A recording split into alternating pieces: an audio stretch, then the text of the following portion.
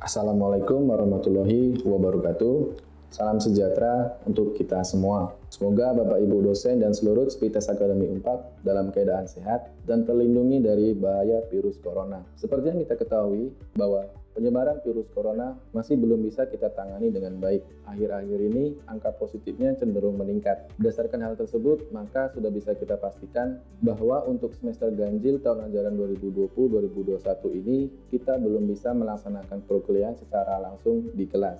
Maka dari itu sudah kita tentukan bahwa untuk perkuliahan semester ganjil tahun 2020-2021 ini akan dilaksanakan secara daring. Berikut ini saya akan menyampaikan tuntunan pembelajaran daring kepada Bapak Ibu sekalian. Saat ini Bapak Ibu sekalian kita ada di masa prakuliah. Seperti yang kita ketahui bahwa masa kuliah nanti dimulai tanggal 19 Oktober. Kami mengharapkan kepada Bapak Ibu dosen sekalian yang mengampu mata kuliah yang sudah menerima jadwal dari program studi masing-masing agar dapat segera menyiapkan konten pembelajarannya di e-learning. Apa saja konten yang harus kita siapkan? Yang pertama, Bapak Ibu dosen harus mengupload RPS di e-learning. Kemudian, Bapak Ibu juga harus mengupload materi pembelajaran di e-learning.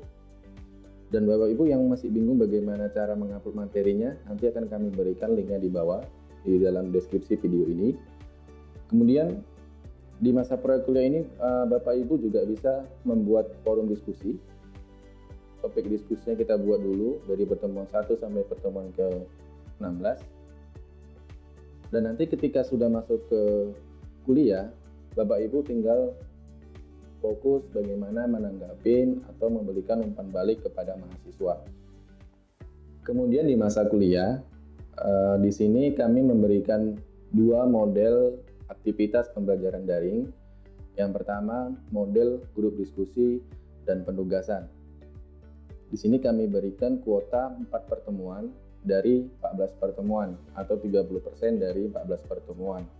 Kemudian yang kedua, penyampaian materi secara langsung baik sinkronus ataupun asinkronus sebanyak 10 pertemuan atau 70% dari 14 pertemuan. Oke, kita bahas yang pertama yaitu grup diskusi dan penugasan. Grup diskusi di sini maksudnya adalah Bapak Ibu membuat forum diskusi seperti biasa yang dilakukan di model pembelajaran kita di sini, yaitu forum diskusi di e-learning atau memberikan tugas atau proyek kepada mahasiswa, bisa juga melalui e-learning. Dan di sini kami berikan kuota sebanyak 4 pertemuan saja. Kemudian model yang kedua yaitu penyampaian materi sebanyak 10 pertemuan atau 70% dari 14 pertemuan. Ada dua model di sini dalam penyampaian materi. Ada model sinkronus. Sinkronus adalah gimana kita sebagai dosen menyampaikan materi secara langsung, live atau real time kepada mahasiswa di jam yang bersamaan.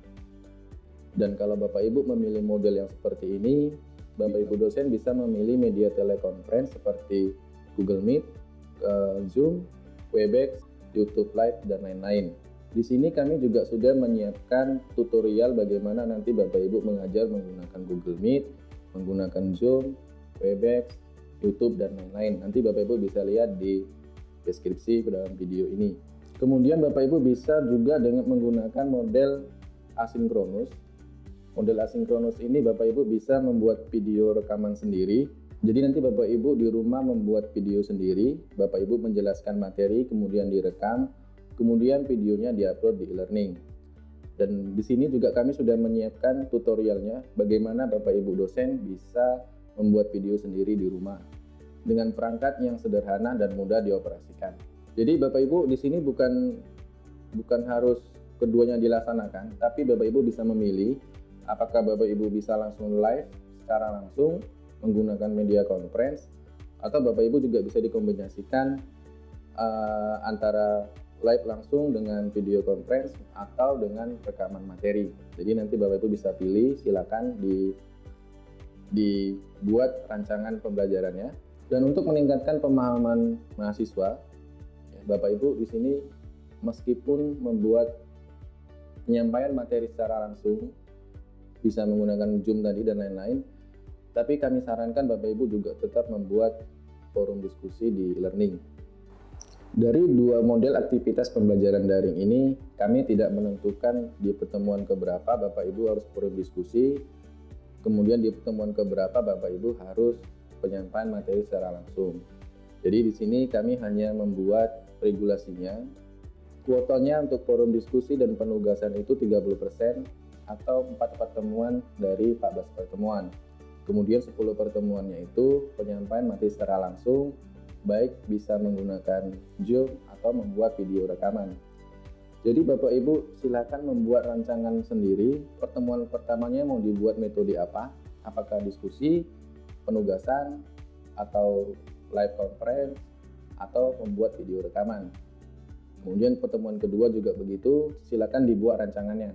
Untuk ketentuan absensi, ada beberapa regulasi. Jika Bapak Ibu dosen menggunakan aktivitas pembelajarannya forum diskusi atau penugasan, Bapak Ibu tidak perlu mengupload bukti absensinya. Seperti semester yang lalu, Bapak Ibu kan harus mengupload ke portal. Nah, di sini jika menggunakan metode forum diskusi dan penugasan, tidak perlu melakukan upload ke portal karena semua aktivitas diskusi dan penugasan itu terrecord di e-learning. Jadi setelah 3 hari dari jadwal perkuliahan, maka nanti presensinya akan terupload otomatis. Maksudnya begini Bapak Ibu, 3 hari itu misalnya Bapak Ibu ada jadwal mata kuliah A di hari Senin, maka setelah hari Senin, Selasa, Rabu, maka setelah hari Rabu baru otomatis nanti absensi Bapak atau presensi sudah otomatis terupload. Begitu juga dengan penugasan ataupun project. Ya. Jadi Bapak Ibu tidak perlu mengupload bukti mengajar ke portal jika menggunakan aktivitas pembelajarannya itu forum diskusi dan penugasan. Kemudian jika Bapak Ibu menggunakan media telekonferensi seperti Google Meet, kemudian Zoom dan lain-lain.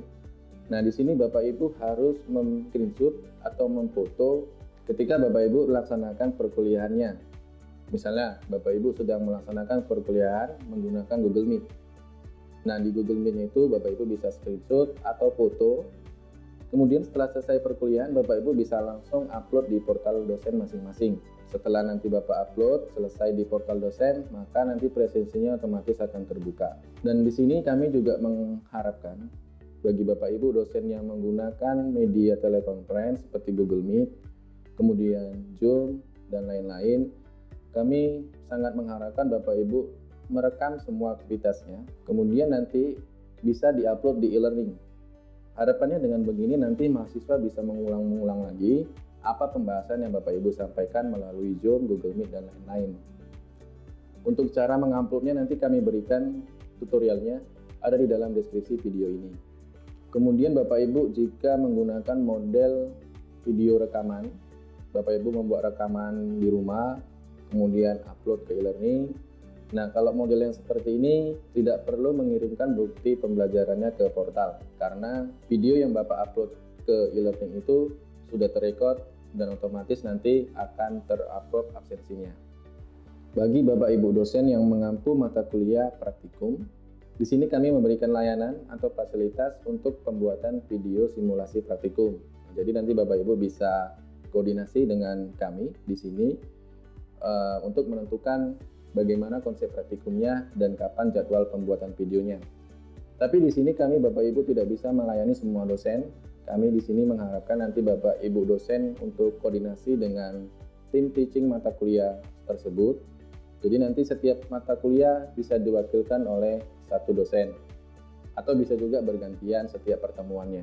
Bagi Bapak Ibu dosen yang mengalami kendala atau kesusahan di dalam pelaksanaan perkuliahan daring ini, dapat menghubungi kami secara langsung di narah hubung kami ada di bawah ini. Nanti Bapak Ibu bisa menghubungi kami melalui telepon atau WA. Kami akan bantu atau memberikan pendampingan kepada dosen, baik secara virtual ataupun secara langsung. Baiklah, demikian video tentang tuntunan pembelajaran daring tahun ajaran 2020-2021. Tetap semangat Bapak Ibu sekalian. Terima kasih. Sekian. Assalamualaikum warahmatullahi wabarakatuh.